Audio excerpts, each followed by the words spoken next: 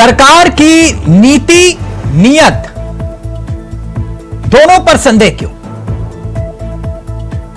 मसला सियासत के तराजू पर उस किस्से से जुड़ा है जिसको लेकर सवाल विपक्ष खड़े कर रहा है। मसला उस मुद्दे का है जिसमें उपद्रवी उन पर नकेल कसने का जिक्र सरकार कस रही है, लेकिन मसला सिर्फ यहीं तक सीमित है। धामी सरकार की नीयत पर विपक्ष को आखिरकार शक क्यों है? सरकार ने कुछ नए फैसले लिए, सत्र के दौरान सदन के भीतर मोहर भी लगी, लेकिन राजभवन से मंजूरी मिलने के बाद विपक्ष यह कह रहा है कि आंदोलनों के नाम पर संवैधानिक व्यवस्था को कुचलने की कोशिश हो रही है, लोकतांत्रिक व्यवस्था को। मसला निजी संपत्ति क्षति वसूली विधेयक से जुड़ा है। राज्यपाल की मंजूरी मिल गई है विधेयक को। विधेयक में बिल्कुल स्पष्ट है कि आंदोलनों के दौरान अगर किसी ने बवाल काटा, संपत्ति को नुकसान हुआ, तो उस पर कार्रवाई होगी। नुकसान पहुंचाने वालों के खिलाफ सीधे तौर पर एक्शन लिया जाएगा, जुर्माना तय होगा और इसी जुर्माने की रकम से नुकसान की भरपाई होगी। तर्क यह भी कि कानून बनते ही आंदोलनों की संख्या कम हो जाएगी उत्तराखंड में। और दूसरी तरफ एक और विधेयक पास हुआ था और वो था विधायकों की सैलरी से जुड़ा हुआ, पूर्व विधायकों की। वो भी विधेयक पास हो गया। अब विपक्ष कह रहा है कि आपदा के माहौल में आपने सैलरी बढ़ाने का फैसला लिया क्यों, जबकि सदन के भीतर नेता प्रतिपक्ष भी थे जिन्होंने कोई विरोध नहीं जताया। यह रिपोर्ट देखिए और फिर सीधा रुख करेंगे अपने मेहमानों की तरफ।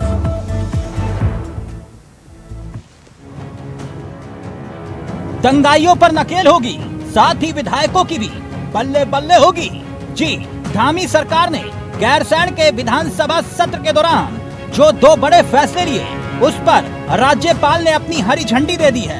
धामी सरकार ने उपद्रवियों पर नकेल कसने के लिए उत्तराखंड लोक निजी संपत्ति क्षति वसूली विधेयक को सदन से पास कराकर राज्यपाल को भेजा था। अब उस पर राज्यपाल की मंजूरी मिल गई है, यानी हड़ताल बंद आंदोलनों के दौरान किसी भी संपत्ति को अगर नुकसान पहुंचता है तो फिर नुकसान पहुंचाने वाले के खिलाफ कड़ी कार्रवाई भी होगी। उसके लिए जुर्माना भी तय होगा और इसी जुर्माने की रकम से नुकसान की भरपाई भी की जाएगी। आपको बता दें कि इस विधेयक को कानून बनते ही राज्य में आंदोलनों की संख्या भी कम हो जाएगी, ऐसी उम्मीद की जा रही है। दूसरा इतिहास राज्य सरकार की तरफ से मान्यों के वेतन भत्तों में बढ़ोतरी करने को लेकर किया गया था, और ये तब हुआ जब राज्य में मानसून सीजन के दौरान आपदाएं चरम पर थी और राज्य में जान और माल का नुकसान बड़ी तादाद में हुआ था। सदन से विधेयक पास होने के बाद राजभवन पहुंचा, जहां पर राज्यपाल ने मंजूरी दे दी। राज्य में विधिवत विधायकों की ये बल्ले बल्ले कैसे हुई, अब वो भी देखिए। विधेयक के पास होते ही अब राज्य में विधायकों, पूर्व विधायकों, नेता प्रतिपक्ष के वेतन में बढ़ोतरी हुई। भत्ते, पेंशन, पारिवारिक पेंशन में बढ़ोतरी कर दी गई। मान्यों को जो रेलवे के कूपन, डीजल, पेट्रोल, पारिवारिक भत्ता, जीपीएफ की सुविधा में बढ़ोतरी की गई है। और अब लोन, कैशलेस इलाज कराने के लिए गोल्डन कार्ड की भी सुविधा उपलब्ध हो जाएगी। अगर मान्य अपना इलाज गंभीर बीमारी के चलते विदेश में करवाना चाहते हैं तो वो सुविधा भी उपलब्ध रहेगी। वहीं वित्त मंत्री प्रेमचंद अग्रवाल ने तर्क दिया है, सरकार ने जो अध्यादेश सदन में पास कराया था उसे मंजूरी मिल चुकी है और राज्य में इसका कड़ाई से पालन किया जाएगा, जबकि कांग्रेस की तरफ से इस विधेयक पर सवाल खड़े किए गए हैं। सरकार को जो काम पहले करना चाहिए था उसे करने में सरकार ने बहुत देर लगाई। कानून व्यवस्था अब लचर हो चुकी है। देखिए, एक हमारे यहाँ माननीय विधायक प्रीतम सिंह जी की अध्यक्षता में एक समिति बनी थी जिसने पूरे अन्य राज्यों में कितना वेतन मिलता है, कितना भत्ता मिलता है, उस अनुपात में हमारे को कितना मिल रहा है हमारे उत्तराखंड में। और 2018 में हमारे माननीय विधायकगणों के लिए वेतन उस समय जो निर्धारित था उसके बाद से लगातार हमारे माननीय विधायकों की भी मांग थी। अब आपकी महंगाई देखिए, आज के हिसाब से सब कुछ चीज़ें हैं। ऐसी स्थिति में जो गैरसैंण में विधेयक प्रस्तुत किया गया था और अब वो कानूनी शक्ल ले रहा है। हम एक नया प्रचलन देख रहे हैं बीजेपी की सरकारों में कि साहब आरोप लगा और डोजर गया और मकान तोड़ दिया। साबित होने का इंतजार करना चाहिए और उसके बाद भी संबद्ध धाराओं में जो कानून है उसके आधार पर जो है सजाएं मिलनी चाहिए। तो ये भी हमको देखना चाहिए। और उत्तराखंड जैसे एक शांतिप्रिय राज्य में इस तरह के कानूनों की आवश्यकता है क्या? पहले सरकार को कानून बनाने से पहले अपने बीजेपी के कार्यकर्ताओं को एक ट्रेनिंग कैंप लगाना चाहिए। उत्तराखंड में सरकार कोई भी हो, फैसला कोई भी ले, उस पर सवाल विपक्ष खड़े करते आया है। वैसे सरकार की मंशा गलत है या फिर सही, इसको लेकर एक सियासी बहस छिड़ चुकी है।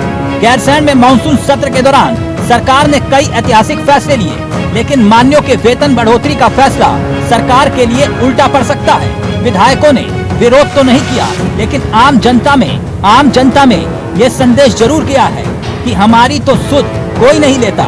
मान्यों के लिए सरकारी तिजोरी खुल जाती है। अभय कैंतुरा, इंडिया वॉइस, देहरादून।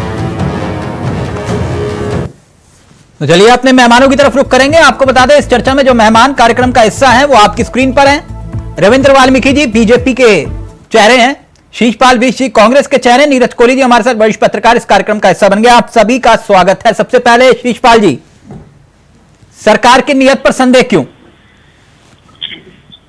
देखिए तिलक जी, सरकार की नीयत पर संदेह इसलिए है क्योंकि जो विधेयक राजभवन से पास हुए हैं, विपक्ष ने पहले कहा था इस पर व्यापक चर्चा होनी चाहिए और इनकी क्या आवश्यकता है, क्योंकि देश का संविधान बहुत मजबूत है और कोई भी अगर गैर कानूनी काम हो रहा है, चाहे वो आंदोलन के दौरान ही क्यों ना हो रहा हो, तो आईपीसी में तमाम धाराएं हैं अपराध को रोकने के लिए। लेकिन आप इससे जो है विरोधियों का दमन करने की जो नीति बना रहे हैं, जो उसमें विरोधियों का दमन कैसे होगा, इससे जरा थोड़ा समझा पाए। हाँ, मैं इसलिए समझा रहा हूँ। आप देखिए, आपको छात्र आंदोलन याद होगा, शांतिपूर्ण गांधीवादी तरीके से पेपर लीक के खिलाफ सीबीआई जांच की मांग को लेकर के हमारे प्रदेश के हजारों बेरोजगार धरने पे बैठे हुए थे। नहीं, इसमें कहीं आंदोलन पर रोक का जिक्र तो कहीं नहीं किया गया कि आप आंदोलन नहीं कर सकते। नहीं, मेरी पूरी बात सुन लीजिए तिलक जी। पुलिस ने आरोप लगाया कि इस आंदोलन में दंगाई थे, बाहर से आए हुए पत्थरबाज थे, लेकिन आज तक आप बताइए ना, अज्ञात लोगों पर मुकदमे में कोई पत्थरबाज या कोई अराजक तत्व पकड़ा गया? लेकिन आपने जो है संगीन धाराओं में मुकदमे नहीं, आप ये कह रहे हैं कि आंदोलनों को कुचलने के लिए ये कानून लेकर आए आप? हाँ, निश्चित तौर पर। तो वो पत्थर जो चल रहे थे वो जायज नहीं थे? वो पत्थरों को जायज मानते हैं आप? नहीं, मैंने जायज नहीं मानता, लेकिन ये इंटेलिजेंस का फेलियर है, कानून व्यवस्था का फेलियर है कि आप ऐसे तत्वों को जो है सर वो कानून को सख्त कर रहे हैं, आप फिर कह रहे हैं कानून का फेलियर है। लगाते रहे, आप आरोप लगाते रहे, लेकिन आपने जिम्मेदारों की गिरफ्तारियां आज ठीक। रविंद्र वाल्मीकि जी, लगा थे। आप आंदोलन का दमन करने के लिए इस प्रकार की बातें करते हैं कि ताकि यानी आंदोलनों का दमन कर रहे हैं, लोकतांत्रिक व्यवस्था को कुचलने की कोशिश हो रही है। ओके रविंद्र जी, और आईपीसी में तमाम धाराएं हैं। ओके शीशपाल जी, आप ही की बात लेकर जा रहा हूं, एक मिनट। रविंद्र जी, बाकी सब तो ठीक है, आंदोलन और ये तो हमने बहुत देखे। अब विधानसभा के साथ पहले एक टैंकी हुआ करती थी, अब पता नहीं, मालूम नहीं, मैं 2006-7 की बात बता रहा हूं, आप लोगों को शायद ध्यान हो।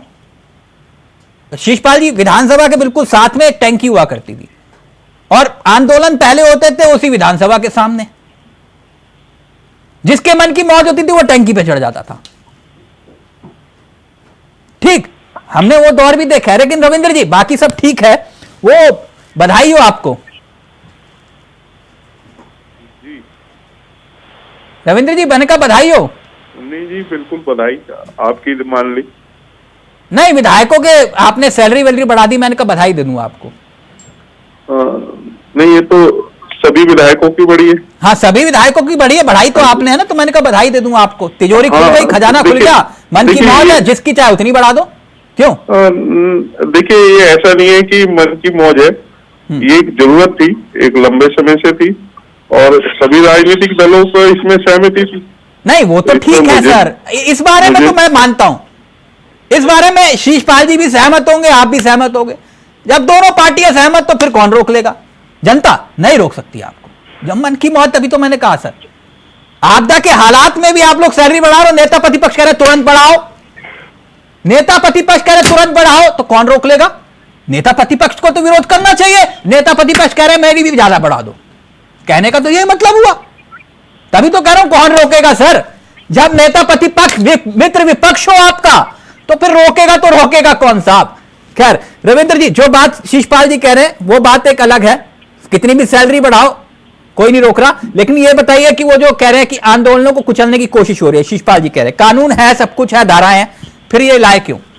देखिए, पहली बात तो अब भारतीय दंड संहिता नहीं, भारतीय न्याय संहिता है। अब न्याय मिलने का काम जिस प्रकार से नए कानून के तहत शुरू हुआ है, और कानून के तहत हर एक उस व्यक्ति को दायरे में लाने की जरूरत है, चाहे वो एक अच्छे काम के लिए आंदोलन पर जा रहा है, लेकिन अगर आंदोलन की राह को भटकते हुए अगर हिंसक हो जाता है तो इसकी जिम्मेदारी तो तय करनी पड़ेगी। अब उस व्यक्ति की क्या गलती है जिसका स्कूटर सड़क किनारे खड़ा करके वो बेचारा पार्किंग में और कहीं दुकान में सामान लेने गया, पता लगा देखने आया तो आग लगा दी उसके स्कूटर में। उसकी दुकान का क्या कसूर है? जो बेचारा शोरूम का मालिक है, कितना पैसे लगा के शीशे लगाया, उसके शीशे तोड़ दिए, उसकी क्या गलती है? उसको क्या लेना देना था आंदोलन से? ठीक, तो उसको क्या न्याय नहीं मिलना चाहिए? आंदोलन करना, अपना विरोध दर्ज करना, संविधान ने संवैधानिक अधिकार हमें दिया है, लेकिन ये अधिकार जब तक है जब तक वही शांति रूप से है। और आज इतनी बड़ी अहिंसा की पुजारी पार्टी जो कभी गांधी जी के चरखे के पीछे चलती थी, आज ये कह रही है कि नहीं पत्थर मर रहे हैं, पत्थर आ रहे हैं, हमें क्या पता कौन मार रहे हैं। ये हिंसा का सहारा ले रहे हैं, ये लोगों को हिंसक बनाना चाहते हैं। जब आप लोग विपक्ष में होते थे तब आंदोलन करते थे कि नहीं? नहीं, देखिए, आंदोलन हुए बिल्कुल। भारतीय जनता पार्टी ने, आप मुझे एक आंदोलन दिखा दीजिए कोई भटका हुआ भारतीय जनता पार्टी का। कभी भारतीय जनता पार्टी ने कभी किसी कोई ऐसी जगह कोई उपद्रव किया हो, कोई बवाल किया हो? एक बात मैं आपसे जानना चाह रहा हूं, क्यों मसला उत्तराखंड का नहीं है, लेकिन उत्तराखंड बनने से पहले जो रामपुर तिराहे कांड में जो हुआ था, आंदोलन तो शांतिपूर्ण था, उसको हिंसक मानते हो या फिर जिसमें गोलियां चली थी, महिलाओं की अस्मत लूटी गई थी? देखिए, बहुत अच्छी बात आपने बात कही। अभी यही बात मैं कहने वाला था, जो इन्होंने कही कि जी हमारे संविधान में बहुत सारे कानून ऐसे हैं जहां पे न्याय मिलता है।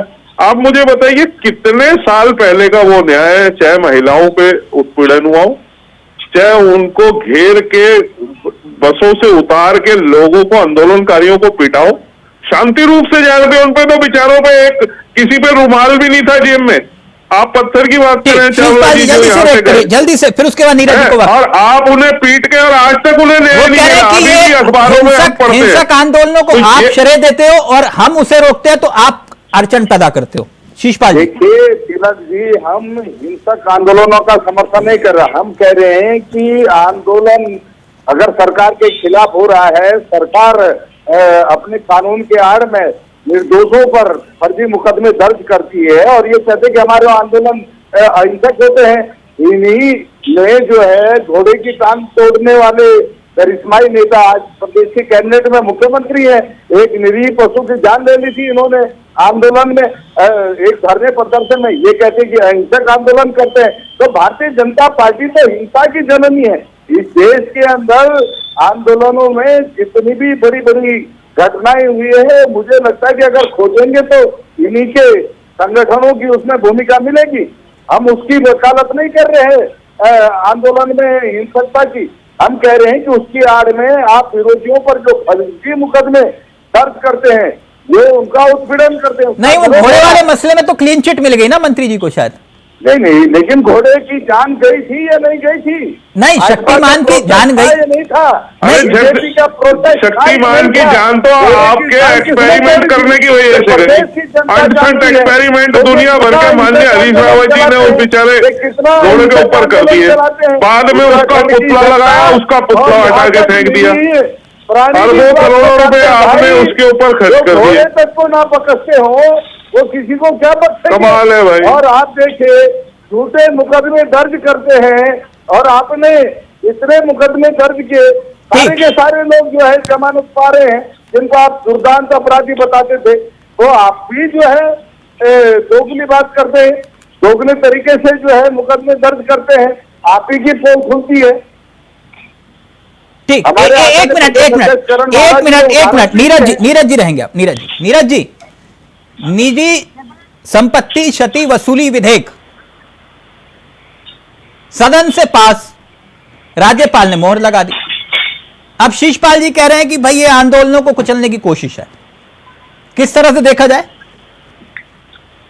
एक चीज देखें कि हमने उत्तराखंड आंदोलन का वो दौर देखा जिस समय आंदोलन बिल्कुल पीक पे चल रहा था जी, और हमारे न्यायिक व्यवस्था में सब तरह की कानून और सब तरह की धाराएं हैं। मैं किसी के घर में पत्थर मारूंगा या किसी के शोरूम को तोड़ूंगा या किसी के पेट्रोल पंप पे आग लगाने जाऊंगा तो एफआईआर मेरे खिलाफ दर्ज होगी और जो पुलिस जिन धाराओं में दर्ज करेगी वो सब व्यवस्था बनी हुई है। फिर भी अगर सरकार को लगता है कि भाई इस कानून का मॉडिफिकेशन होना है या इसमें संशोधन होकर और इसको सशक्त किया जा सकता है तो सरकार लेके आई है, इसमें कोई बुरी बात नहीं है। क्योंकि आंदोलन एक अलग चीज है, हिंसा करनी एक अलग चीज है, लेकिन सरकारों के विरुद्ध प्रदर्शन करना, लोकतांत्रिक तरीके से अन्याय के खिलाफ अपनी बात को उठाना, नहीं, आंदोलन की आड़ में अगर बवाल काट रहे हो तो वो जायज तो नहीं होगा ना सर? नहीं, वही उसी में आ रहा हूं मैं। हर आदमी की एक लक्ष्मण रेखा है, आपकी भी एक लक्ष्मण रेखा, मेरी भी एक लक्ष्मण रेखा है। मुझे अपनी बात कहने का, अपनी बात को उठाने का एक अधिकार, जो राइट टू उसमें भी रखा है, वो मेरे पास है। लेकिन ये नहीं कि मैं किसी के शोरूम को तोड़ दूंगा, किसी के घर पे आग लगा दूंगा, किसी की गाड़ी को आग लगा दूंगा। जिस व्यक्ति का, जिस इंसान का, जिसका किसी आंदोलन से या इससे कोई नाता नहीं है, उसको क्षति, उसकी प्रॉपर्टी को क्षति पहुंचा दूं, उसको नुकसान पहुंचा दूं, तो ये पूरी तरह से नाजायज है, गलत है। इसको न्यायालय भी गलत मानता है और कानून में शुरू से व्यवस्था है कि गलत है। तो आप अपनी बात को तरीके से करिए। आंदोलन की आड़ में कुछ फितरती लोग, असामाजिक तत्व लोग, नहीं, विपक्ष की नाराजगी कितनी जायज दिखाई दे रही है? विपक्ष की जो नाराजगी है कितनी जायज दिखाई दे रही है आपको? विपक्ष ने तो कुछ बोला ही नहीं है, और विपक्ष अगर बोल भी रहा है तो वो तो सत्तारूढ़ पक्ष की हर पहलू पे आप ये बताएं कि इस पे तो थोड़ी नाराजगी जता रहे हैं, आप उस पे आ जाइए। जो विधायकों के वेतन भत्ते बढ़े हैं, नहीं, उसमें तो कोई दिक्कत नहीं।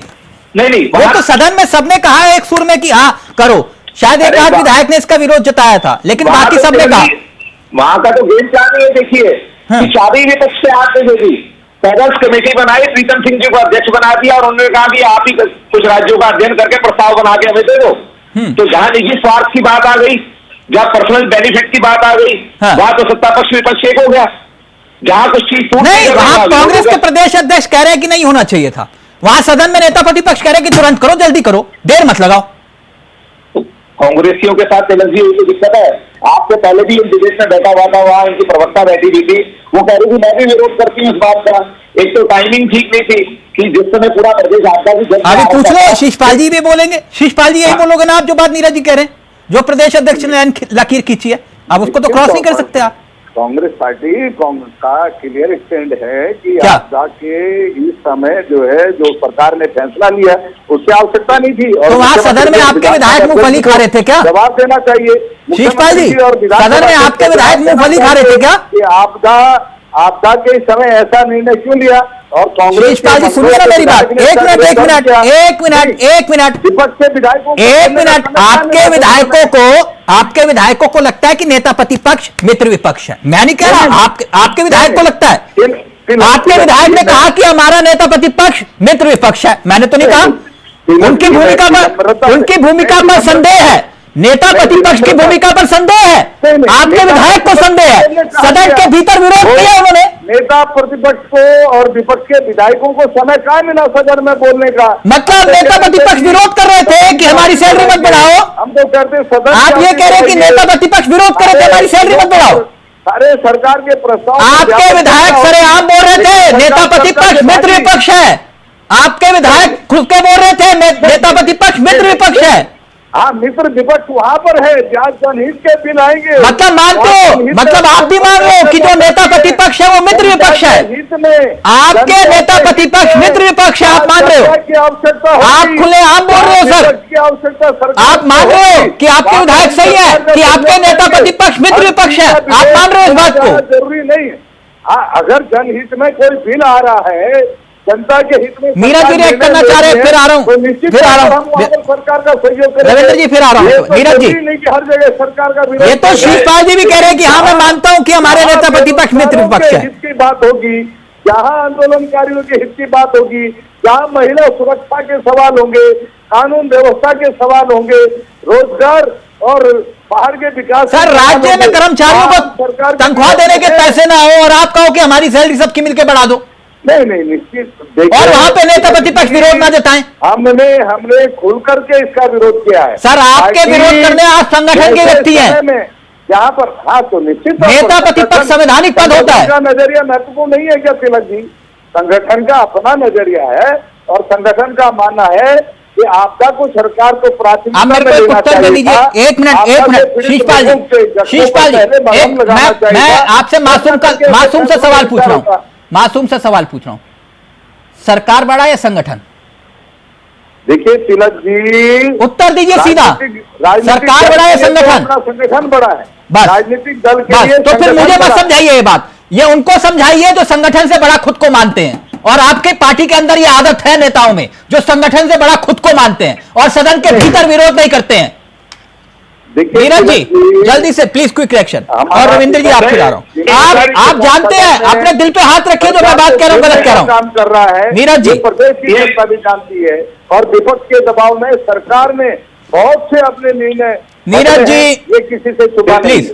तिलक जी, इसमें कोई कहने की कुछ बात ही नहीं है कि इनके सबसे सीनियर विधायक, पूर्व प्रदेश अध्यक्ष और नेता प्रतिपक्ष प्रीतम सिंह की अध्यक्षता में एक अध्यक्ष कमेटी बनाई गई। जो वेतन भत्तों का जो प्रस्ताव बना इंक्रीज का, वो उनके अध्यक्ष में कमेटी ने बनाई। और इनके पूर्व अध्यक्ष जो है गणेश गोदयाल जी ने सबसे पहले प्रोटेस्ट किया। और वर्तमान विधायक जो है लखपत बटोला ने 6 महीने के लिए जो बद्रीनाथ चुने थे उन्होंने प्रोटेस्ट किया। संगठन के लोग जो है विरोध कर रहे हैं और पार्टी के सीनियर लीडर जो है सदन में हाथ मिला के कह रहे हैं कि नहीं हमने जो करा अच्छा करा, ये जरूरत थी। तो यहाँ देखिए कि ये कहाँ एक अपने अम्ब्रेला के नीचे है, ये किस तरीके से कांग्रेस से बटेंगे। नहीं, ये जो रिटायर पूर्व विधायक हैं उन सबका एक प्रपोजल सरकार के सामने था जो मेरे संज्ञान में आया है और शायद सरकार ने उससे ये निर्णय लिया है। कांग्रेस पार्टी का इस प्रस्ताव से कोई लेना देना नहीं है और कांग्रेस पार्टी पहले से मान के आई है कि राज्य हित को प्राथमिकता में लेना चाहिए। आपदा से पीड़ित जो है लोगों की पहले मदद होनी चाहिए। जिन लोगों की समस्याएं हैं, चाहे उसमें हमारे अतिथि शिक्षक हो, उनके वेतन भत्तों को बढ़ाने में अगर सरकार रुचि दिखाती तो हमें भी प्रसन्नता होती। हम उस पर बात तो आप कह रहे हैं ना, हमने अपने लीडर से पूछो, इस संबंध में प्रश्न भी लगाए थे। ये बात आप कह रहे हो ना, आप ये जो आपके सीनियर प्रीतम सिंह जी से पूछो जो सदन कमेटी के अध्यक्ष थे, वहां पर सदन में इसका। मैं तो एक बात कहता हूं शीशपाल जी, नीरज जी एक मिनट, फिर वाल्मीकि जी आपके पास आ रहा हूं मैं। जैसे अब ये कहते हैं कि भैया 1 नेशन 1 इलेक्शन, ये गलत कर रहे हैं फैसला, हम इसका समर्थन नहीं करते। नीरज जी कहा ना विपक्ष ने, इनसे बोलो ईवीएम, बोले ईवीएम से तो ये फर्जीवाड़ा होता है सब कुछ, ये नहीं हम नहीं मानते इसको, ये भी कहते हैं। तो मैं तो ये कहता हूं कि सर एक बार हिम्मत जुटाओ, बोलो कि 1 नेशन 1 इलेक्शन हुआ, हम चुनाव ही नहीं लड़ेंगे। कर सकते हो? नहीं ना। या ये हिम्मत जुटाओ कि ईवीएम से हुआ तो हम इसमें हिस्सा नहीं लेंगे, है ना? ये हिम्मत भी नहीं जुटा पाओगे। शिशपाल जी ऐसा मत बोलिए, ऐसा मत बोलिए। आप ही के सबसे बड़े नेता वहां सदन के भीतर कह रहे हैं कि ठीक है ओके मामला जल्दी बढ़ा दो। तो ये गलत बात है। आप अंदर कमरे में कुछ और कहते हो, बाहर कुछ और कहते हो। नहीं, रविंद्र जी, पहले ही कहा कि जो पूर्व विधायकों की एसोसिएशन है उसका प्रस्ताव था, उससे सरकार ने निर्णय लिया। अब ये निर्णय क्यों लिया, इससे तो या तो ये बोल दो ना हमें नहीं चाहिए सैलरी, हम नहीं लेंगे बढ़ी हुई। आप ये कहने की हिम्मत जुटाओ, आप ये बोलिए ना ये संगठन के आदेश, नेता प्रतिपक्ष का आदेश है कि हमारे विधायक बढ़ी हुई सैलरी को नहीं लेंगे, ये कहने की हिम्मत जुटाओ। कांग्रेस के ही नेताओं ने, कांग्रेस के ही विधायकों ने, पूर्व विधायकों ने हिम्मत दिखाई। आदरणीय गणेश गोटियाल जी एक गणेश गोटियाल बोले, उसके बाद कौन बोला? जिन्होंने जो लखपत बुटोला जी ने। तो सर बोलिए ना, आप संगठन की तरफ से आज अभी आप मेरे को पढ़ा रहे थे कि संगठन बढ़ा, तो लिखने की हिम्मत जुटा दो। एक बार सिर्फ इतनी लाइन लिख दो कि नेता प्रतिपक्ष द्वारा आदेश जारी किया गया है कि हम बढ़ी हुई सैलरी कोई भी विधायक नहीं लेगा। करण महाराज, प्रदेश अध्यक्ष कांग्रेस, इतनी लिख तो लाइन बस काफी है। और फिर देखो, देखिए तिलक जी, सरकार को इस प्रकार का प्रपोजल लाने से पहले 10 बार सोचना चाहिए था। मुख्यमंत्री जी अपनी जिम्मेदारी, रविंद्र जी फाइनल कमेंट आपका। रविंद्र जी अपनी जिम्मेदारी नहीं मान रहे हैं। रविंद्र जी, ऐसा विपक्ष मिलेगा कहाँ? सौभाग्य से आपके दोनों हाथों में लड्डू है, ठोकना चाहते हैं। ऐसा विपक्ष कहीं नहीं मिलेगा आपको रविंद्र जी, जो उत्तराखंड में आपको मिला हुआ है। इतने सौभाग्यशाली आप, दोनों हाथों में लड्डू हैं आपके। नहीं, देखिए मैं विपक्ष की बात नहीं करता। विपक्ष की अपना वो है चरित्र, वो किस तरीके से इस पे काम करता है। लेकिन नीरज कोहली जी ने बड़े क्लियर तरीके से बताया कि जिस प्रकार से, और ये तो पीछे अखबारों में भी आया था कि प्रीतम सिंह जी के नेतृत्व में इसको लेके जब पहली बार इसकी शुरुआत हुई थी, और फिर उसके बाद कैसे हुआ। अब ये संगठन और इनका जो आपस में जो इनके सत्ता में बैठे हुए जो लोग हैं, माने जो विधायक हैं या जो भी है इनके, तो वो इनमें नहीं बन रही है आपस में, या आपस में तालमेल नहीं है, या करण महारा को मानता ही नहीं प्रदेश अध्यक्ष। देखिए एक वर्ग कांग्रेस के अंदर एक बहुत बड़ा है जो करण महारा जी को उसी का फायदा तो आप उठाते हैं, नहीं है उसी का फायदा तो आपस में कई सारे जो है डिस्ट्रीब्यूट है, तो ये इन चीजों को मुद्दा बनाते हैं जिसका कोई मुद्दे का हल नहीं है। रविंद्र जी, मैं क्यों कह रहा हूं कि आप बहुत सौभाग्यशाली हैं कि आपको ऐसा विपक्ष मिला है। पता क्यों? अगर आप लोग खुदा ना खासा विपक्ष में होते तो आप गणेश जोशी का इस्तीफा लेकर मानते। आप गणेश जोशी का इस्तीफा लेकर मानते, उससे पहले तक धरना रोकते नहीं। तभी मैंने कहा कि ये तो शुक्र करिए कि आपको ऐसा विपक्ष मिला है, आपको ऐसा विपक्ष मिला है जो आपकी हां में हां ही मिलाता है। तभी तो इनके विधायक कहते हैं कि हमारा नेता प्रतिपक्ष मित्र विपक्ष है। नहीं रविंद्र जी, आप तो सौभाग्यशाली हुए। नहीं, क्या हुआ रविंद्र जी? नहीं, देखिए ऐसा है कि मैं कह रहा हूं ना कि विपक्ष का अपना चरित्र है, उसको क्या आवाज उठानी है, क्या मुद्दा उठाना है, ये इनका अपना नेतृत्व ही तय करता है।